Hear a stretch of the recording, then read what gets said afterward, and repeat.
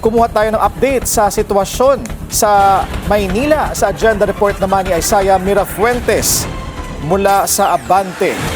Isaiah, anong update? Willard, nandito ako ngayon sa Ayala Bridge dito sa Maynila. Mapakita ko sa iyo, Willard, yung nasa likuran ko.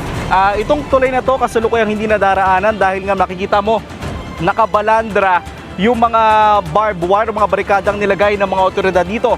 Pero dito, Willard, sa lugar kung nasaan ako ngayon, walang protesta at napakatahimik ng paligid. Pero isa lang ang dahilan bakit may mga ganyan sa likod ko, yan ay para proteksyonan ang Malacanang. Matatalim na barbed wire ang bubungad sa mga motorista sa kahabaan ng Ayala Bridge, Minjola at Recto Avenue. Maliban dito, naglagay rin ng mga container pandagdag proteksyon. Sangkatutak ang barikada na inilagay ng mga otoridad. Ang dahilan, protektahan ng Malacanang sa anumang banta na posibleng mangyari kasunod pa rin ng malakihang protesta sa EDSA.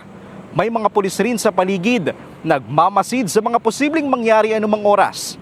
Ang lahat ng daan papunta sa palasyo ay sarado.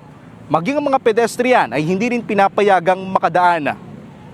Samantala, Willard, sa buong papaligid nga dito sa Ayala Bridge, sa Minjola at Recto Avenue, mabigat na daloy ng trapiko nga ang sasalubong sa ating mga motorista. Kasabay nga ngayon na bumubuhos rin yung ulan dito ngayon.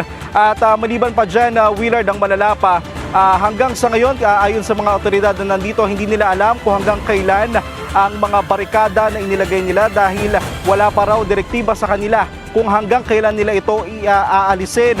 At sinabi rin nila sa atin na posibleng maalis ito kapag natapos na rin ang protesta ng INC sa EDSA. Willard.